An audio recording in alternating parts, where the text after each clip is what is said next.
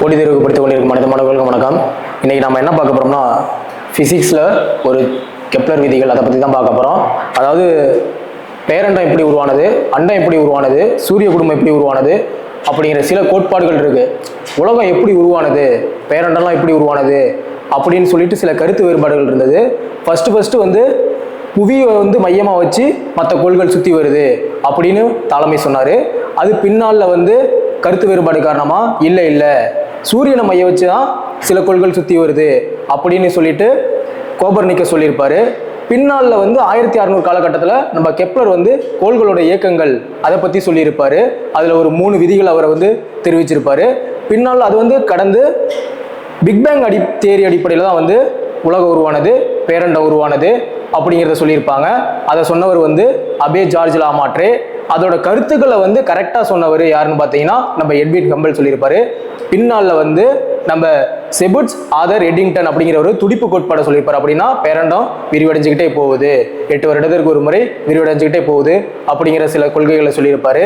இப்போ நாம வந்து என்ன பார்க்க போறோம்னா கெப்லரோட விதிகளை தான் நம்ம பார்க்க போறோம். பிசிக்ஸ்ல அடிக்கடி கேட்கக்கூடிய ஒரு கொஸ்டின். இந்த கெப்லரோட விதிகள் வந்து பார்த்தீங்கன்னா 3 விதிகளா சொல்லியிருப்பாரு. கோள்களின் இயக்கங்களை பற்றி கெப்லரோட விதிகள் 3 விதிகள் இருக்கு. அதை பற்றி தான் பார்க்க போறோம். கெப்லரின் விதிகள்.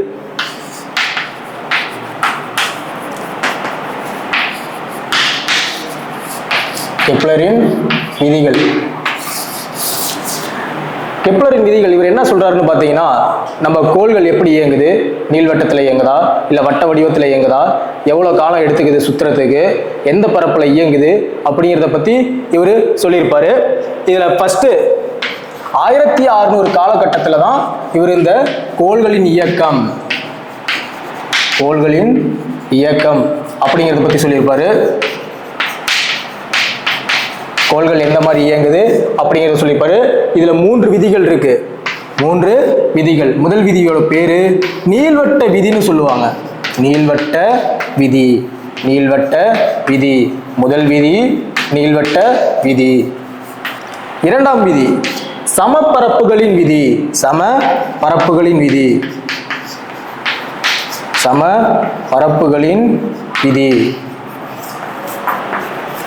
இரண்டாம் விதி சம பரப்புகளின் விதி. மூன்றாம் விதி என்னன்னு பார்த்தீங்கன்னா ஒத்திசைவுகளின் விதி.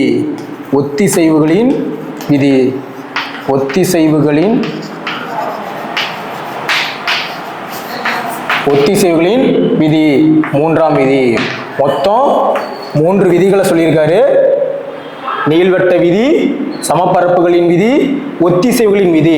முதல் விதினா நீள்வட்ட விதி, இரண்டாம் விதினா சமபரப்புகளின் விதி, மூன்றாம் விதினா ஒத்திசைவுகளின் விதி. இந்த 3 விதிகளை எதை பத்தி சார் சொல்லுது அப்படின்னு பார்த்தீங்கன்னா கோள்களின் இயக்கங்களை பத்தி சொல்லுது. கோள்கள் எந்த மாதிரி இயங்குது, எந்த பரப்பளவுல இயங்குது, சமகாலத்துல இயங்குதா இல்ல சீக்கிரமாவே இயங்குதா, சுற்று காலங்கள், அதோட பரப்புகள், அதன் அடிப்படையில தான் இந்த 3 விதிகள் சொல்லப்படுது. புரியுதுங்களா? இதுல இப்ப ஒவ்வொரு விதியும் தனியா நம்ம பார்க்க போறோம்.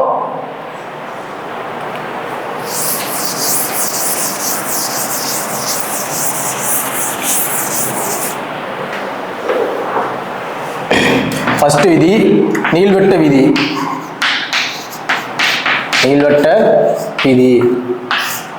முதல் விதி. நீள்வட்ட விதினா என்ன சார்? நம்ம எல்லாருக்குமே தெரியும். பூமி வந்து எந்த வடிவத்தில் சுற்றி வருது சூரியன் அப்படின்னு பார்த்தீங்கன்னா நீள்வட்டத்தில் சுற்றி வருது அப்படின்னு எல்லாருக்கே தெரியும். இதை முன்னாடி முன்மொழிந்தவர் யாருன்னு பார்த்தீங்கன்னா நம்ம கெப்லர் தான் முன்மொழிந்தாரு. இது என்ன சார் கான்செப்ட் அப்படின்னு பார்த்தீங்கன்னா சூரியனை சுற்றி அனைத்து கோள்களும் எந்த வடிவத்தில் சுற்றி வருது, நீள்வட்ட பாதையில சுற்றி வருது. இப்போ ஒரு கோள் இங்க இருக்கு, நம்ம பூமியே இங்க இருக்குன்னு வச்சுங்களேன். சூரியனுக்கும் பூமிக்கும் இது வந்து இதோட தொலைவு வந்து பக்கத்திலே இருக்கு.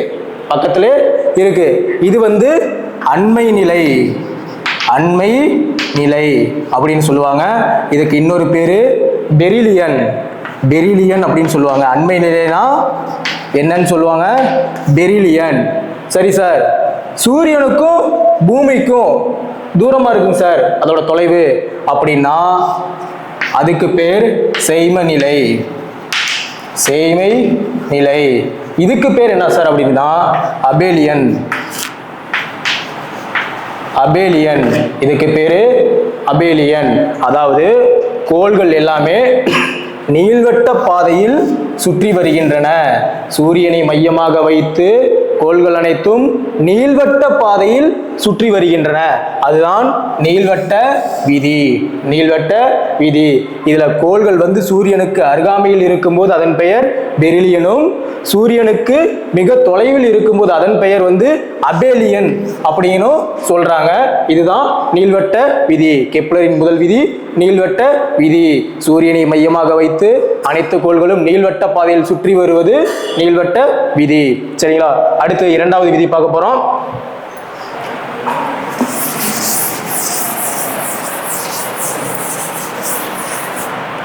இரண்டாவது விதி என்ன சார் அப்படின்னு பார்த்தீங்கன்னா, சம பரப்புகளின் விதி. சம பரப்புகளின் விதி. சம பரப்புகளின் விதி. இரண்டாம் விதி. கெப்லரின் இரண்டாம் விதி என்னன்னு சொல்லுவாங்க? சம பரப்புகளின் விதி. அப்படின்னா என்ன சார் அப்படின்னு பார்க்க போறோம். இப்போ சூரியன் இருக்குன்னா இதை சுத்தி கோள்கள் சுத்தி வருது. சூரியன், இங்க பூமி, மற்ற கோள்கள் கூட எடுத்துங்க. பூமியை சுத்தி வருது அப்படின்னு பார்த்தீங்கன்னா, இப்போ இதுதான் ஸ்டார்டிங் பாயிண்ட்னு வச்சுங்க. இங்க இருந்து ஒரு மாத காலம் வரையிலும் அது எவ்வளவு தூரம் நகருதுன்னு பார்த்தீங்கன்னா, இவ்வளவு தூரம் நகருதுன்னு வச்சுங்க. இவ்வளவு தூரம் நகருது, இவ்வளவு தூரம் நகருது. இப்போ இதோட பரப்பும் இந்த பரப்பும் இது அண்மை நிலை. இதே மாதிரி பூமி இந்த சைடு வரும்போது சார், இங்க இருந்து ஸ்டார்ட் பண்ணி இங்க இருந்து முடியுது ஒரு மாத காலம். ஒரு மாத காலம் இப்படி வரும்போது இந்த கடக்கக்கூடிய தொலைவும் இதை கடக்கக்கூடிய தொலைவும் இந்த பரப்பும் சமமாக இருக்கும். எப்படி இருக்கும்? சமமாக இருக்கும் அப்படிங்கிறாங்க. சரி சார், அப்ப பூமி வந்து சூரியனுக்கு பக்கத்துல வரும்போது கிராவிடேஷன் காரணமா வேகமா நகரும். பூமி மட்டும் இல்ல, மற்ற கோள்கள் வந்து வேகமா நகரும். வேகமா நகரும். அதாவது வேகமா நகரும். கிராவிடேஷன் காரணமாக வேகமா நகரும். இந்த சைடு தொலைவில் இருக்கும்போது கிராவிடேஷன் குறையும், ஈர்ப்பு விசை குறையும். அப்படிங்கும்போது பொறுமையா நகரும். அதோட சுழலும் காலம் வந்து பொறுமையா இருக்கும்.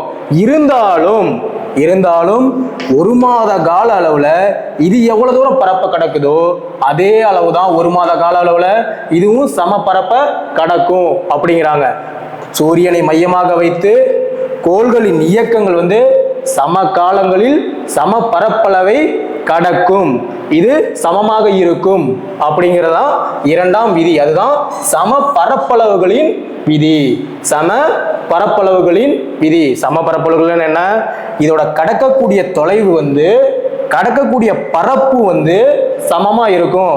அண்மை நிலையில் இருக்கும் போதும் சரி, செய்மை நிலையில் இருக்கும் போதும் சரி சமமாக இருக்கும். இதுதான் சம பரப்புகளின் விதி. சரிங்களா? அடுத்து மூன்றாம் விதி.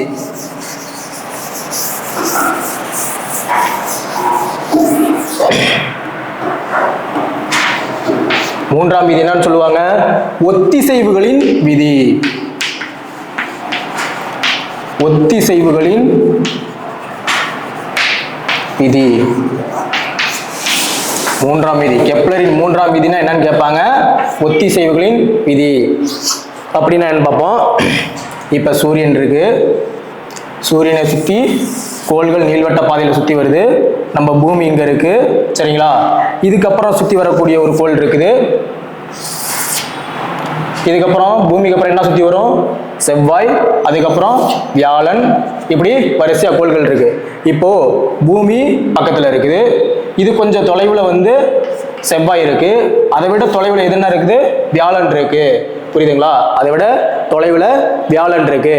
இப்போ பூமி, அதாவது சூரியனை சுத்தி வரக்கூடிய கோள்கள் வந்து ஒவ்வொன்றும் கிராவிடேஷன் காரணமாக அதோட சுற்றுக்காலங்களின் எண்ணிக்கை அதிகமாகிட்டே போகும்.